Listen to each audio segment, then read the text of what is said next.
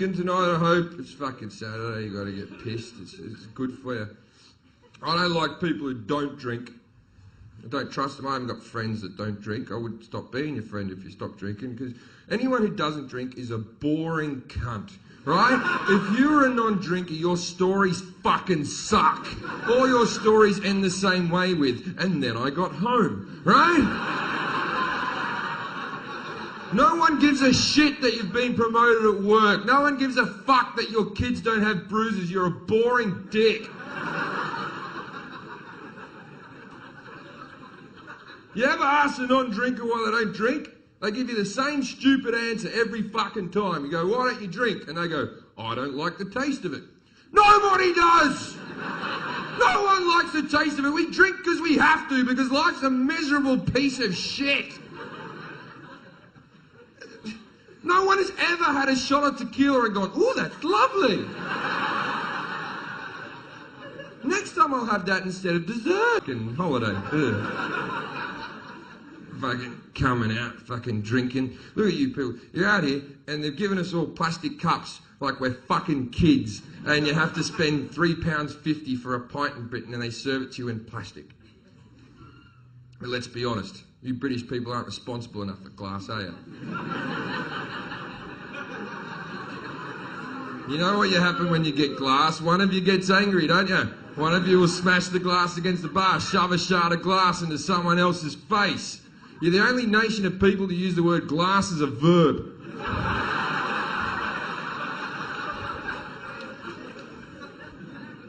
Oh, fuck, you come out, go to a nightclub, you get pissed, you go to the toilet, go to wash your hands, but you're not allowed to wash your hands. Why not? Because there's a fucking toilet attendant there. A guy with a metal tray with a whole lot of pound coins on him, a few bits of fucking perfume, a couple of chopper chomps and a bit of chewing gum. And he's ready with a soap. I fucking hate those cunts. I'm not going to give you a pound, mate. I've washed me hands before. I'm fucking good at it, right? It's one of my skills. I'm not the most hygienic guy in the world anyway. I was just sniffing coke off a toilet seat, for fuck's sake. You ever walked out of there and not washed your hands? They look at you like you're scum. I'm scum. You work in a fucking toilet in South Africa doing some gigs. I was out there with a gay comedian. He took me to this gay club in South Africa and we took 2 ecstasy tablets each, right? And he's off on the dance floor trying to get some dick. And I'm sitting at the end of the bar chatting to a couple of lads I've never met before. And one of them goes, you're wasted, aren't you? And I went, yep. And he goes, do you want to come to the bathroom with me? Now, as a drug taker, I think he's offering me a line of coke. So I went, would I? Not only did I do that, but I put my arm around him, dragged him off to the toilet and went, this is going to be fucking awesome, man. I went into the cubicle first to wipe the seat down. Then I leaned out and beckoned him in. Now, I don't know about all the men in the room, but I know these days when I get me old fella sucked off, he takes a little while to stand to attention. But he must have really liked me, because he walked in with what I can only describe as a great big black cock. He shut the door to the cubicle. There are now 3 people in the cubicle. Me, him, and the great big black cock. Just to give you dimensions of the man, he's this tall, he's this wide, the cock's erect, it's poking into my stomach. I look up at him and I go,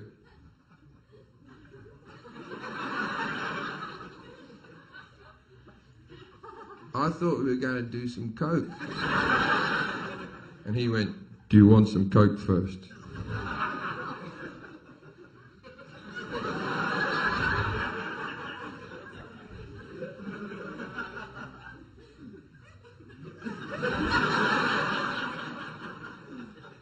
I only want coke.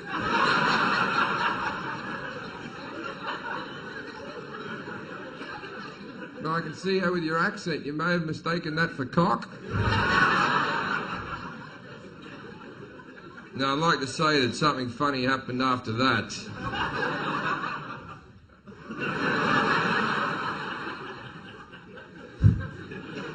All that happened was Jim Jefferies!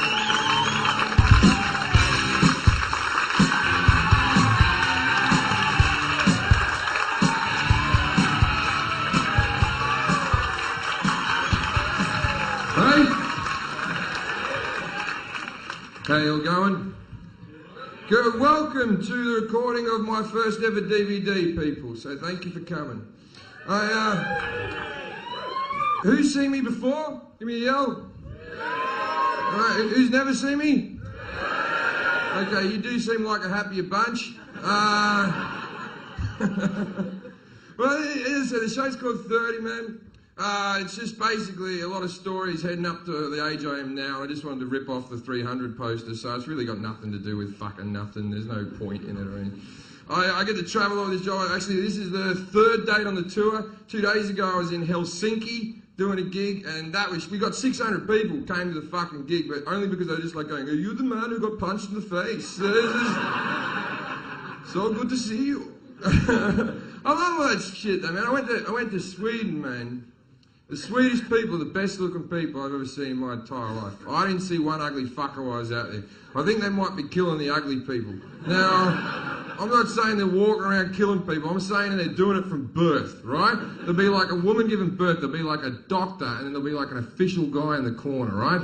The doctor pulls the baby out. He shows it to the official bloke. He goes, "No."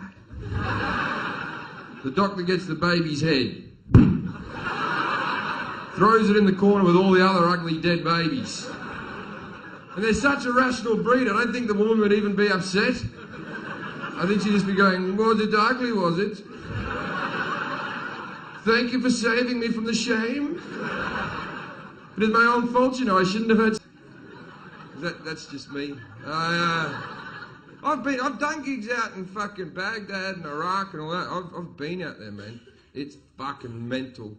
When you go out there, you realise that the other team don't really know they're involved. Like all the other old wars. You can say what you want about the Nazis, but they always look good, right? You can always pick them out of a crowd, right? This enemy, the Taliban, they don't have an outfit. And I was there on the first day, well, not the first day of the war, the first day I was there, and I was in a helicopter flying over the top of Baghdad with my helmet on, my bulletproof vest, thinking I look as cool as fuck, right? The helicopter window's open, there's a guy with a gun just sort of scouring the ground, right? I look out, I see a little bloke with a handgun just shooting up at the helicopter, just bang, bang, bang, bang. And I fucking freak out, right? I'm like, "Oh, fuck, we're being fired on." And the gunner turns around and goes, "Don't worry about it. We're too high up. Those bullets can't reach us." And then he went, "Hey, look at this." And the little cunt died. And I was like,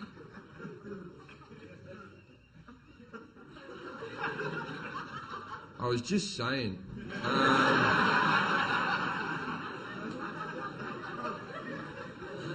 Didn't want to upset anyone. Fucking mental, man. I get so desensitized about terrorism now. I don't even care anymore. The first big one, remember the big one where the planes hit the buildings and the buildings... I can't remember what date it was, but the fucking... And every terrorist attack since then, I just fucking... whatever.